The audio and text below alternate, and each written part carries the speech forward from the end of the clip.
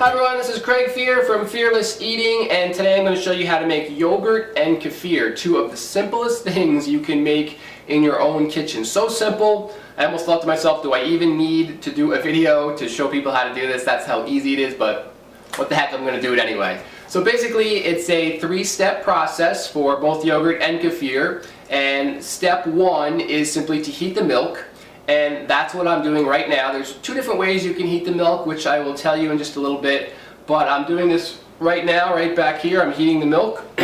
Step two is to inoculate the milk. So with the yogurt, you inoculate it with yogurt. With kefir, you inoculate it with kefir grains. And then step three is just you incubate the milk with those cultures in there for a certain time period. So for kefir, this is very easy. You just set it out at room temperature and it will turn into kefir. And for yogurt, a little trickier. You got to get it the temperature at around 100 degrees, so you need a heat source for that. Lots of different ways you can do it, but I'll show you my funky, creative way in which I do it in my house. Now, as far as heating the milk, just one little tip about that is I use raw milk, and if you have a good source of raw milk, you want to heat it to about 110 degrees.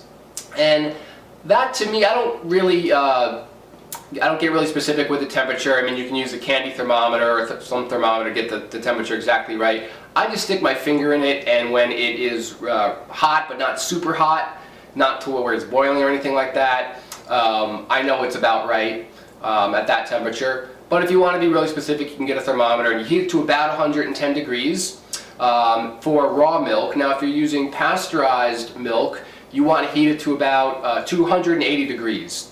And that is what most people do. And when you heat it to 180 degrees, you're going to get a more consistent, thicker yogurt product like most of us are used to in America. When you heat it to 110 degrees, you're not killing all the bacteria and the enzymes, and some of the bacteria that naturally occurs in raw milk could compete with the culture you're introducing. It can also tends to be a thinner consistency when you use raw milk. The results are kind of a little unpredictable. I'm okay with that. Sometimes I get it really thick and beautiful, sometimes it's a little bit thinner. If you're used to a thicker consistency, go with the pasteurized milk.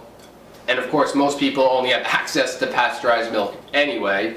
And even if you're heating it to 180 degrees, even though you are killing a lot or killing all the bacteria that's in it, even if you're using raw milk, you're still reintroducing the culture is going to bring life back into it. And this is why making your own homemade milk and homemade yogurt and kefir, even from pasteurized milk, is a great habit to get into, because you're bringing life back into that milk that's been severely compromised through pasteurization. So my milk I think is almost done here, and I'm going to show you what the next step is, so stay tuned.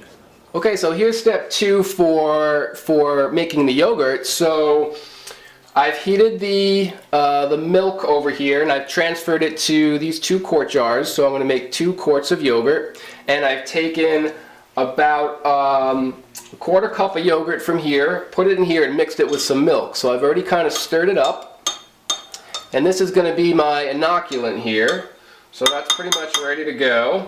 And all I'm going to do is add about half there, and about half there, and we're all set. Now I'm going to transfer this to a heated place where it'll turn to yogurt, so that'll be the next step.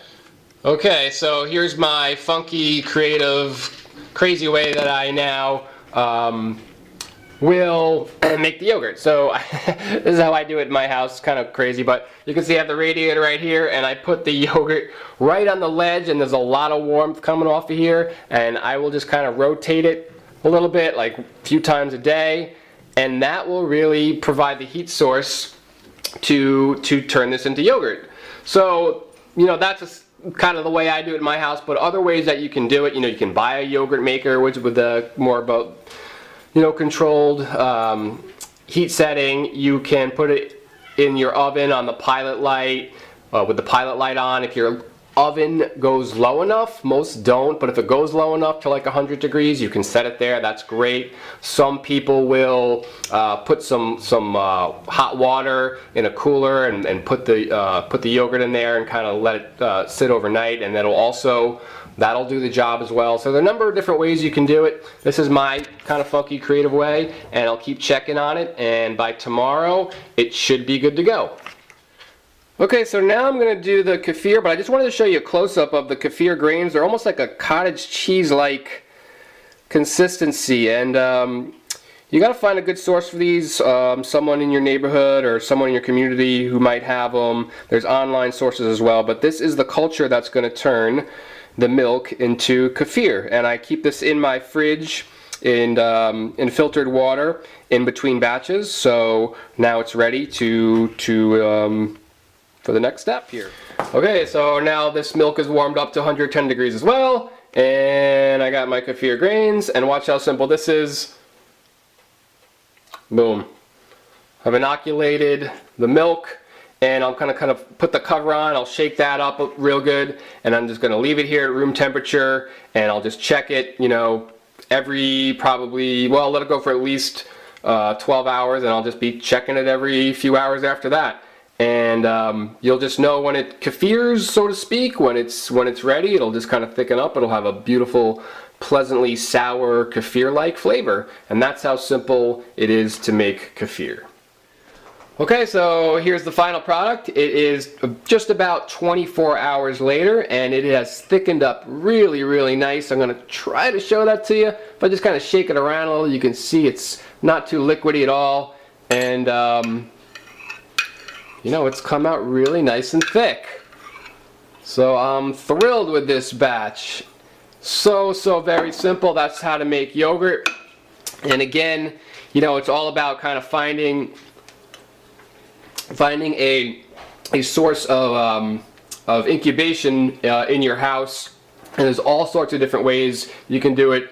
The way I did it, again, is a little bit unusual, but you know, just kind of find a good heat source. Obviously, a yogurt maker is really probably the most consistent way to go about it, but there's really no right or wrong way to do it. It's just about making sure you find a consistent source of temperature around 100 degrees, give or take 5 degrees one way. And if you inoculate it properly, then it should turn into yogurt in about 24 hours. So that's how to make yogurt. Okay, so last but not least is the kefir here, and it's also finished. Also took about 24 hours, and it thickened up really nicely, but not quite as thick as the yogurt. So kefir is drinkable, and so it's a little bit of a thinner consistency than yogurt. I poured a little bit out so you could kind of take a look, and if I could shake it around there, you can kind of see that it's kind of a thinner consistency. Maybe you can see it in there. Very pleasantly sour. Fermented milk drink. Now there's one last little step with kefir, and that is we got to get the kefir grains out of here. They're still in the milk, so we do have to strain them out. I mean, you can drink this, you can like eat it, drink the kefir grains, it's not going to hurt you, but you know, we want to get those kefir grains out, and we want to use them again for the next batch. So all you do is you just kind of take a strainer, and I'm going to strain out the kefir so I can fetch my valuable grains. Whoops, should be fine. And then I'm just going to take those grains, because you can't really see them. You can't really see them. They just blend in so well with the final product. You got to kind of straighten them out, and you can see there it is, kind of bopping around there at the bottom there. So I'll show you. There they are, right there. So I got my kefir grains back. I'll put them in a little filtered water. I'll put them back in the fridge, and I'll use them again when I need them for the next round. So that's how to make kefir.